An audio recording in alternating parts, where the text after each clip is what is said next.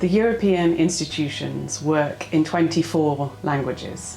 That way, everyone can play their role in shaping the future of Europe. And they can do it in their own language.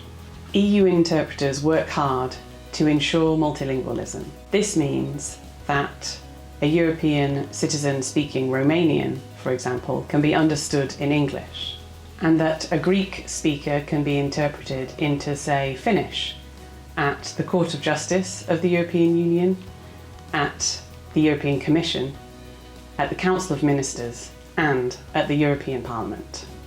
EU interpreters strive to provide European citizens with access to debates, access to expertise, and access to justice. Our interpreters are a highly skilled team of professionals who come from many different countries and backgrounds. In this video, you can find out about how to become an interpreter, get inspired by their stories, and see if you'd like to find out more. Well, let me tell you a little bit about how I found out about interpreting as a job. I was about 16 and I read about it in a career guidebook. Nothing really out of this world, but I just thought it sounded like such an interesting job with a lot of learning, not just about learning languages, but learning about a variety of different subjects, and quite glamorous, getting to travel and meet lots of interesting people, so I decided to go for it. I think when I was younger I didn't think that interpreting was for me because I wasn't from a particular background. I thought you needed to have parents who were diplomats, or you had to go to an international school, or you had to speak several languages at home, and that wasn't my case at all. But thankfully I met some people who were studying interpreting or who worked as interpreters, and I quickly realized that people are from all sorts of different backgrounds. Some people are in fact from very multilingual backgrounds, but some people are like me, from a very monolingual background.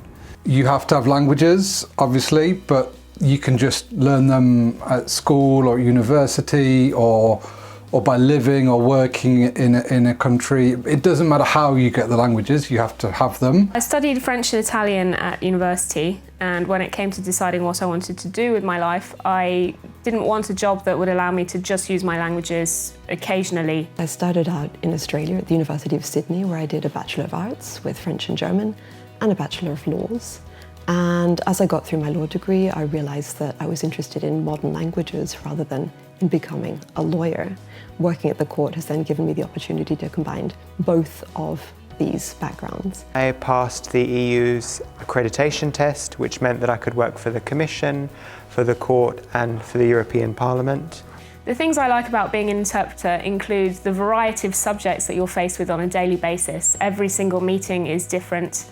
The people, you work with some fascinating people, colleagues come from all kinds of different backgrounds. The travel as well, because it's an excellent opportunity to see the world. Make sure your languages are solid, but I think beyond that, make sure you're interested in the world, because what we do ultimately is dealing with global issues on a daily basis. It's important to say that interpreting is not just about being good at languages. You do, of course, have to be good at languages, both your passive languages and your own mother tongue. You have to be able to express yourself well in your own native tongue. But interpreting is also about being curious about the world. You have to want to know how things work. That's because you'll cover a wide range of topics in your work here, and you have to be prepared for that variety of topics on a daily basis. I also enjoy the contact with people from all over the world, and the project of international communication. It is still a wonderful thing to see people communicating across nations and across languages. As an interpreter, you work very hard, you have to concentrate quite hard, but you don't bring your work home with you. Once you're finished for the day, you're finished. You can go home and you can forget about your meeting. Learning languages and knowing a language well can really be an asset. So I would encourage you to learn languages regardless of whether you end up as an interpreter or not. For anyone with good language skills, who has an interest in current affairs and who likes a challenge, interpreting could be a very exciting and rewarding career for you. And there are great career opportunities in the likes of the EU institutions, the United Nations, and of course the private market for interpreters. Don't get discouraged by any setbacks that you might encounter. I think I encountered a setback at every single step in the process to becoming a conference interpreter. It's a great opportunity to reevaluate and to determine exactly it is what you want to do. And if you want to become a conference interpreter, that should definitely not hold you back in any way. If this video has piqued your interest and you'd like to find out more, follow the links to longer standalone videos about our colleagues and to a whole array of other information about the profession. Thanks for watching.